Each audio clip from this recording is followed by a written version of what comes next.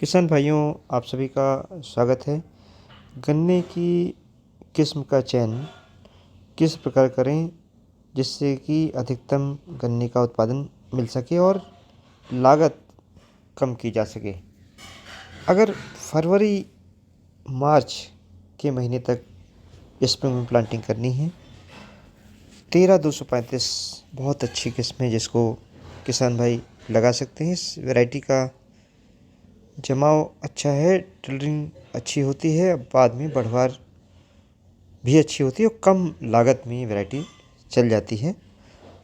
अभी 2 साल चूँकि देख लिया गया है कि इसका उत्पादन हर प्रकार की मिट्टी में हो जा रहा है, बशर्ते कि इस वैरायटी में ज़्यादा नाइट्रोजनस फर्टिलाइज़र यानी यूरिया का प्रयोग बारिश के सीज़न में ना किया जाए। जब भी खाद डालनी है तो बैलेंस न्यूट्रिशन डाला जाए। इसी के साथ उत्तर प्रदेश गन्ना शोध परिषद शाहजहाँपुर द्वारा ये किस्म विकसित की गई थी 13-235, और इसी के साथ कोलक 14-201 गन्ने की किस्म भारतीय गन्ना अनुसंधान संस्थान लखनऊ से विकसित की गई थी, जिसका हम यहाँ पर वीडियो आपको दिखा रहे हैं।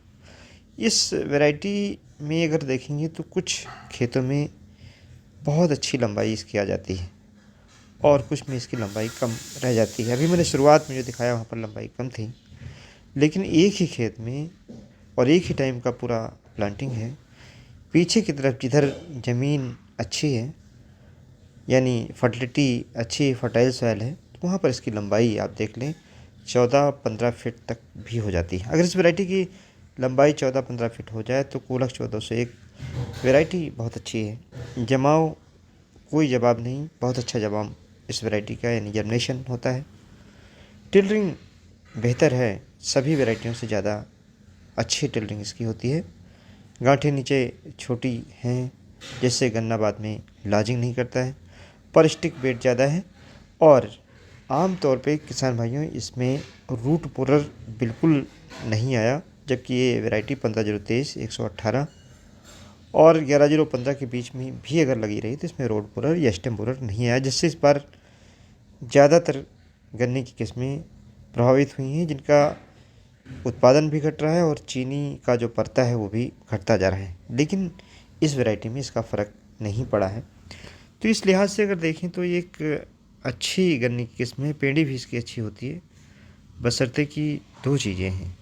एक तो यह है कि इसको समय से लगाया जाए, यानी फरवरी मार्च तक इसको लगा दिया जाए, और दूसरा ये कि फर्टिलाइज़र एप्लीकेशन में, सॉयल फर्टिलाइज़र एप्लीकेशन में कोई कोताही न बरती जाए। अगर 1 एकड़ में 70 केजी आप डीएपी लगाते हैं तो इस वैरायटी में आप 80 केजी डीएपी लगाएं, और इसी तरीके से जो यूरिया 50 किलोग्राम डालते हैं उसको भी 60 किलोग्राम बुआई के समय डालें, और माइक्रोन्यूट्रिएंट्स की कमी न होने दें, कैल्शियम नाइट्रेट भी डालें। थोड़ी सी लागत आप बढ़ाएंगे तो आपका जो पेस्टिसाइड पर खर्चा है रेड राट को रोकने के लिए, बोरर को रोकने के लिए, उसको काफ़ी हद तक कम कर सकते हैं, जिससे गन्ने की उत्पादन लागत घटेगी और उत्पादकता इस लिहाज से बढ़ेगी कि आपका रिटर्न ज़्यादा होगा और व्यय कम आएगा। एक ये ऐसी गन्ने की किस्म है जिसको किसान भाई कुछ क्षेत्रफल में सही ढंग से करके और अच्छा उत्पादन ले सकते हैं। हाँ, जब भी इसके बारे में बताया जाता है तो काफ़ी किसान भाई विरोध करते हैं और कहते हैं कि इसकी लंबाई नहीं बढ़ती है, लेकिन बहुत से ऐसे किसान हैं जैसा कि अभी हमने दिखाया, इनके खेत पर 14-201 की लंबाई भी 15-16 फीट होती है। गन्ने की मोटाई अगर हम कंपेयर करते हैं 13-235 से कम है, लेकिन इस वैरायटी में रोग आदि कम है, बशर्ते कि 238 के रोड इन्फेक्टेड प्लाट में इसको उतना ना लगाएं। ये शुरुआत में हमने दिखाया है किस तरीके से 14-201 बढ़ती है, और ये तो जो मैंने प्लाट यहाँ पर दिखाने की कोशिश की थी ये अप्रैल महीने का प्लाट था, और ये करीब अगस्त की फ़ोटोग्राफ्स होंगी जिनको आप यहाँ देख पा रहे होंगे। टिलरिंग आप देख सकते हैं कि बहुत अच्छी टिलरिंग है, यानी कल्ले बहुत अच्छे बने हैं, एक समान है, पूरी यूनिफॉर्मिटी। नीचे की कुछ पत्तियाँ आपको पीली दिखाई पड़ रही हैं, लेकिन ये पत्तियाँ हरी हो जाती हैं अगर केवल आप पानी लगा दें, सादा पानी लगा दें, कोई खाद डालने की आवश्यकता नहीं है। किस महीने में? अभी नवंबर-दिसंबर में भी पानी लगा दें। उससे ये फ़ायदा होता है कि जड़ें दोबारा से सुषुप्तावस्था से बढ़ने लगती हैं, और जड़ों के बढ़ने के कारण पानी का अवशोषण और माइक्रोन्यूट्रिएंट्स का शोषण होता है, जिसके कारण ये वैरायटी पत्तियों को हरा करने की क्षमता रखती है। नई वैरायटी कोलक 16-202 मैंने बताया बहुत अच्छी है, इसको आप लगा सकते हैं। 17-231 अच्छी वैरायटी है, उसे भी आप लगा सकते हैं। लॉजिंग है, इस वैरायटी में बंधाई करनी पड़ेगी।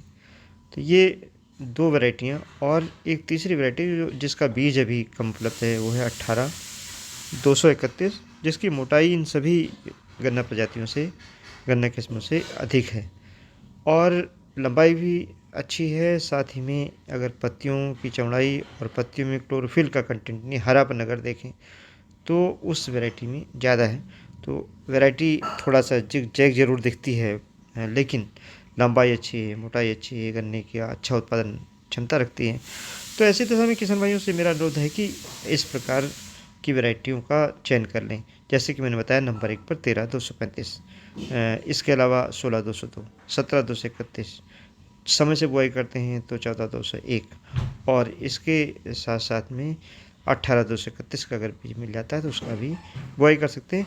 हाँ, ये वैरायटी जैसे PV 95 है, PV 99 है, इनकी बुआई बिल्कुल ना करें। कई सारे खेत ऐसे हैं जो हमने देखे हैं और पूरी तरीके से सूख गए हैं, रेड रॉट लगा PV 95 का, और चूँकि अभी इसका एरिया नहीं बढ़ा है, कुछ खेतों में भी इसमें बीमारी नहीं आ रही, तो किसान भाइयों को लगता है कि शायद उनको गलत मना किया जा रहा है। लेकिन PV 95 जो वैरायटी यहाँ स्वीकृत हैं उसको ना बोएं। इसी तरीके से दक्षिण भारत की जो वैरायटियाँ हैं 11-015 है, या 86-032 है, या 434 है, 535 है, और इसके अलावा जो वैरायटी